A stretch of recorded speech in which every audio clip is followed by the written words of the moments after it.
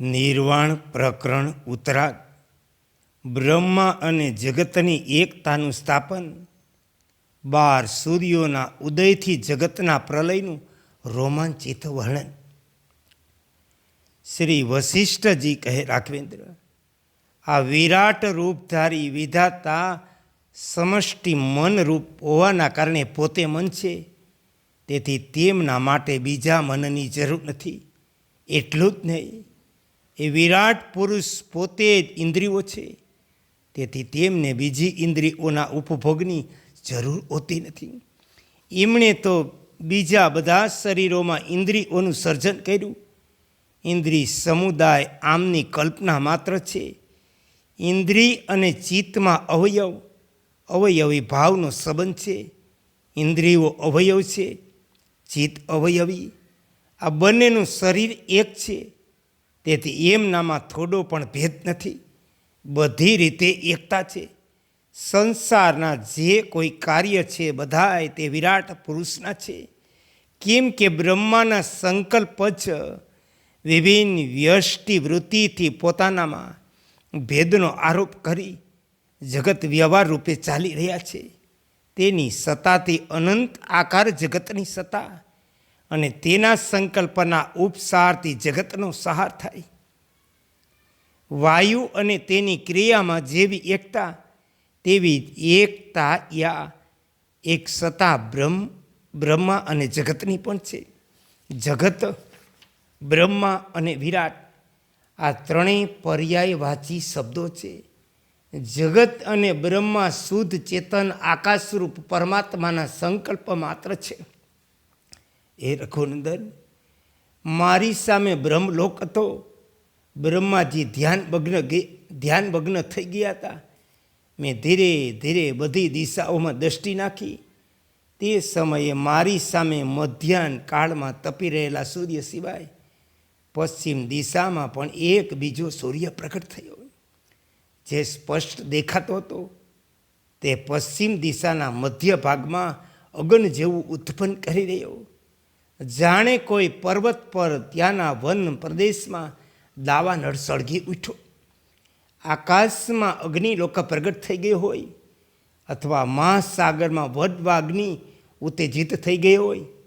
પછી તો ક્રમશઃ નૈઋત્ય કોણ, દક્ષિણ દિશા અગ્નિકોણ, પૂર્વ દિશા ઈશાન કોણ, ઉત્તર દિશા વાયવ્ય કોણ અને પશ્ચિમ દિશામાં પણ એક એક સૂર્ય પ્રકાશિત થઈ ઉઠ્યો. તે બધાને જોઈને મને બહુ આશ્ચર્ય થયું. હું વિધાતાની પ્રતિકૂળતા પર વિચાર કરવા લાગ્યો. દરમિયાન પૃથ્વીમાંથી તુરત જ એક સૂર્ય પ્રગટ થયો, જાણે સમુદ્રમાંથી વાનલ ઉપર ઉઠી આવ્યો હોય. પછી દિશાઓના મધ્ય આકાશમાં 11મો સૂર્ય ઉદિત થયો.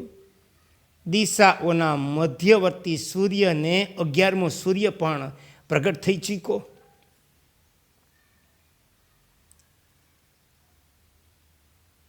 દિશાઓના મધ્યવર્તી સૂર્યને 11મો કહ્યો. આનાથી સ્પષ્ટ થાય કે તેની ઉપર 12મો સૂર્ય પણ પ્રગટ થઈ ચૂક્યો. આ પ્રમાણે એક પૃથ્વી લોક પર, એક મધ્ય આકાશમાં, એક એનાથી ઉપર 3 સૂર્ય એકની ઉપર એકના ક્રમથી દેખાતા હતા.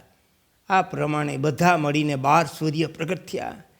તેમનામાં 11મો સૂર્ય ભગવાન રુદ્રનું શરીર હતો. તેની અંદર 3 સૂર્ય રૂપે જાણે 3 નેત્ર પ્રગટ થયા. તે એકલો જ 12 સૂર્ય જેવો પ્રકાશિત હતો.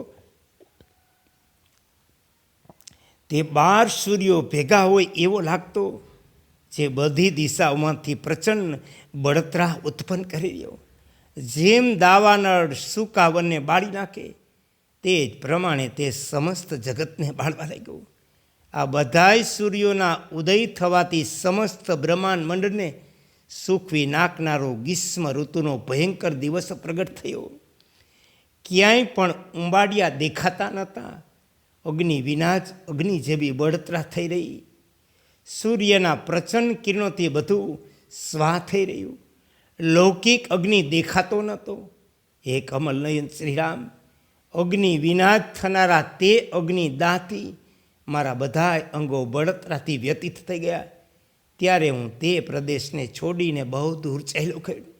એ રાઘવેન્દ્ર, ત્યાંથી મેં 10 દિશાઓમાં ઉદિત થઈ તપી રહેલા 12 સૂર્યોને જોયા, જેના પ્રચંડ તેજથી 7 વિશાળ મહાસાગર ઉકળી રહ્યા.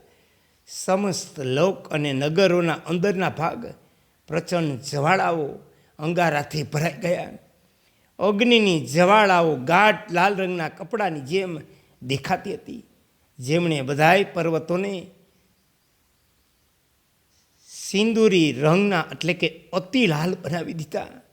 લોકપાલોના બળી રહેલ મોટા મોટા ઘરોમાં જ્વાળાઓથી વ્યાપ્ત દિશારૂપી વસ્ત્ર સ્થાયી વીજળીની જેમ ચળકતા દેખાતા. અનેક નગરોમાં કટકટ ચટચટનો અવાજ સંભળાતો. પૃથ્વીમાંથી શિલા જેવો સ્તંભ આકાર ધુમાડો પ્રગટ કરી તે 12 સૂર્યો સમસ્ત લોકના નિવાસ મંડળને જાણે હજારો કાચના થાંભલાઓથી સુશોભિત કરતા હતા. તારાઓ તૂટી તૂટી પડી રહ્યા. બધી જગ્યાએ પોતપોતાના ઘરોની અંદર તાપથી બળી રહેલા લોકોના સમુદાયો આમ તેમ ભાગી રહ્યા. ચીસો બરાળા પાડવાની સાથે મરેલા અધમુવા પ્રાણીઓના બળેલા શરીરોથી ચારે બાજુ ભયંકર દુર્ગંધ ફેલાઈ. સમુદ્રના તપી ગયેલા જળમાં રંધાઈ રહેલા જળચરોના સમુદાય તરફી રહ્યા.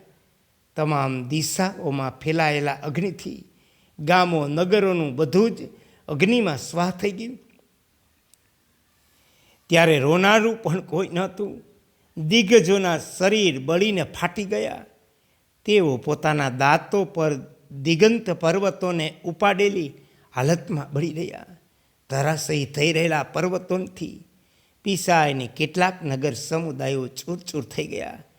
પર્વતો પર વસનારા ગજરાજોને તે સૂર્યમંડળ પચ પચ અવાજ સાથે આંધી રહ્યા. કારમાં સંતાપથી વ્યથિત થઈ ઉછળી રહેલા નાના પ્રકારના પ્રાણીઓને જોઈ એવું લાગતું હતું કે જાણે તેમના નિવાસ એવા સમુદ્રો પર્વતોને પણ તાવ આવી ગયો. સૂર્યના તાપથી તેમનું હૃદય ફાટી જવાના કારણે નિસાર બનેલા વિદ્યાધરો તેમની સ્ત્રીઓ નીચે પડી રહ્યા. કેટલાક લોકો જોર જોરથી બ્રહ્મરંધને ફોડીને ઉધર્વ ગતિ દ્વારા મોક્ષને પ્રાપ્ત થઈ ચૂક્યા. સ્વર્ગલોકમાં ધધકતી જ્વાળાઓ દ્વારા પૃથ્વીથી લઈ પાતાળ સુધીનો ભાગ અગ્નિથી ખૂબ પ્રભાવિત થઈ રહ્યો. સુકાઈ રહેલા સમુદ્રમાં નિરંતર રંધાઈ રહેલા ભયંકર જળચરો ઉછળતા તરફડતા દેખાતા હતા. જળરૂપી ઈંધણ ન મળવાથી જાણે વડવાનલ ઉછળીને આકાશમાં ચાલ્યો ગયો.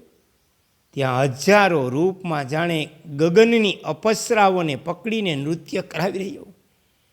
મહાપ્રલયકાળનો પ્રચંડ અગ્નિ જ્વાળારૂપી કેસુડા જેવા લાલ રંગના વસ્ત્રોથી સુશોભિત થઈ નટરાજની જેમ જાણે તાંડવ નૃત્ય કરવા માટે તૈયાર થયો હતો. અંગારા જાણે તેમના માટે પુષ્પારતા. તડાતડ ફાટી રહેલા વાંસના અવાજ તેમના પગના ઠુમકા હતા. તે પ્રલય અગ્નિ પ્રબળ સૈનિકોની જેમ વીરોચિત અવાજ કરતો રહે. કાલરૂપી ભુજાઓને ઉપર ઉઠાવી ધુમાડારૂપી કેસ ઉછાળતો જગતરૂપી જીર્ણ કુટીરમાં નૃત્ય કરી રહ્યો.